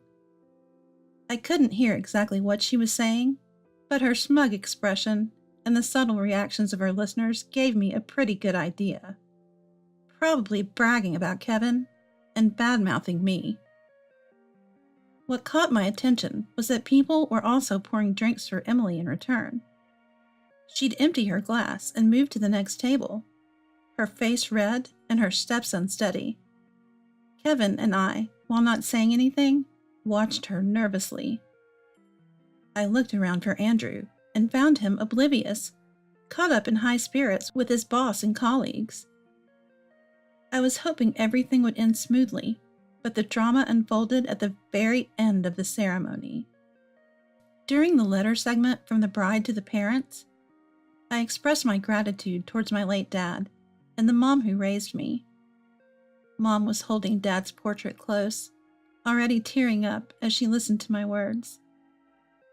I really can't thank you enough, Mom, for raising me as a single mom after Dad passed away. I remembered times when I was sad that Dad couldn't attend school sports events, and how I cried when I got teased for not having a dad. During my teenage years, I was defiant and stopped talking to Mom. I regretted not being more filial and cherishing our time together. I broke down halfway through reading, tears smudging my makeup. I was so emotional, I even got hiccups, but I managed to finish my speech.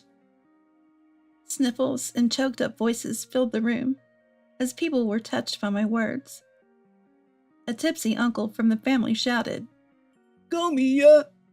warming the atmosphere. Yet only Emily, who was clearly intoxicated, wore a scowl on her face. The host announced, "Next, we have gifts for the mom of both families." And Kevin and I handed a large bouquet of flowers to each of our moms. The staff turned the microphone to my mom, who said, "Thank you so much.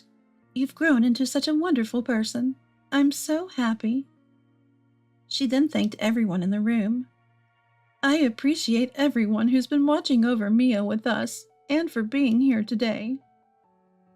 Just as the staff directed the mic toward Emily, she snatched it. Everyone was shocked.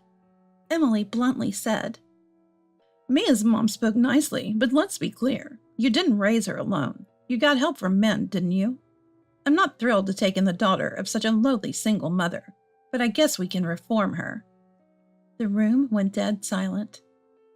Emily, pleased with herself, concluded, "I'm quite forgiving." Even I, Kevin, and Andrew couldn't stop her in time. Kevin was speechless. Andrew's face went from happily tipsy to bright red with his mouth hanging open. I couldn't let it slide when she spoke about Mom. I glared at Emily and said, "No, you don't need to be forgiving." I didn't have a mic, but my words carried in the quiet room. "Is it that bad if Dad isn't around? Everyone has a limited time sooner or later. You can't control that, can you?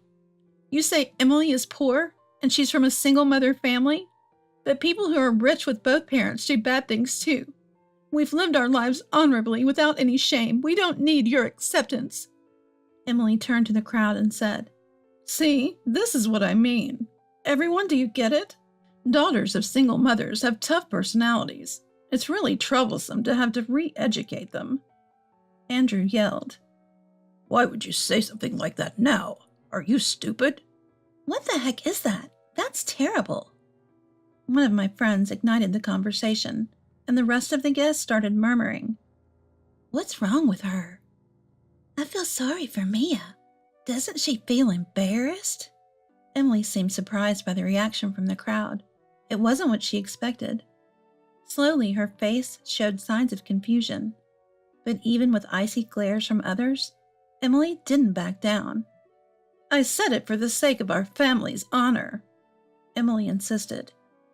Kevin sharply interjects, "Don't lie about doing it for the family, Mom.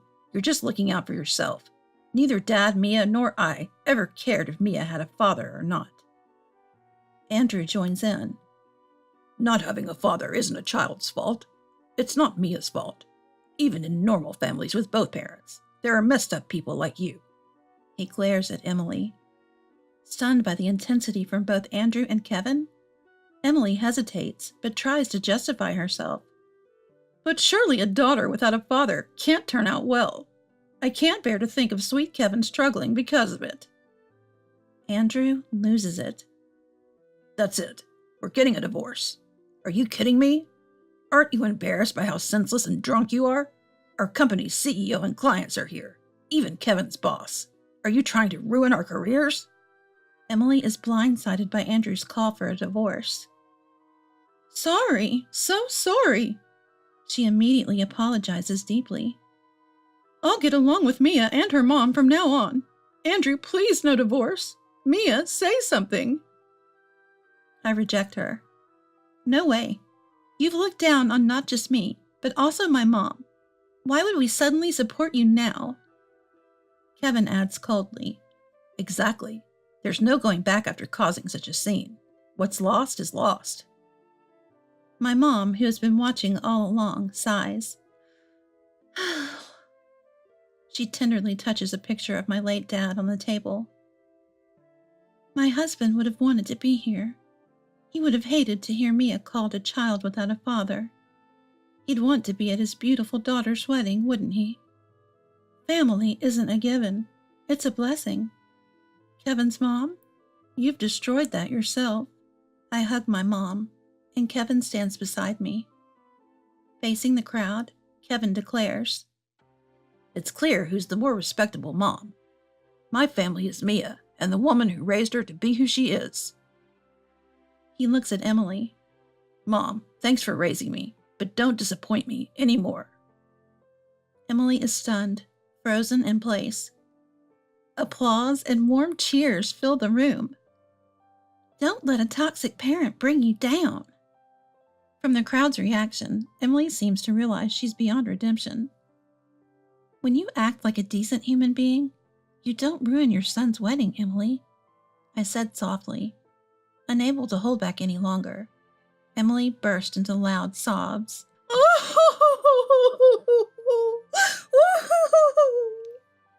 After that, the wedding became legendary in its own way.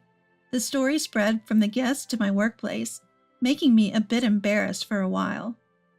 However, most people just laughed at Emily's ridiculous behavior and sympathized with me. Andrew quickly hired a lawyer and filed for divorce from Emily. Due to her daily imprudent behavior and excessive spending, he managed to significantly reduce her share of the assets. Emily was kicked out of the house and appears to be living a miserable life in an old apartment. I later found out that the so-called prestigious family background was only on Kevin's father's side. Emily was actually from an ordinary middle-class family. She was just exploiting other people's success and power.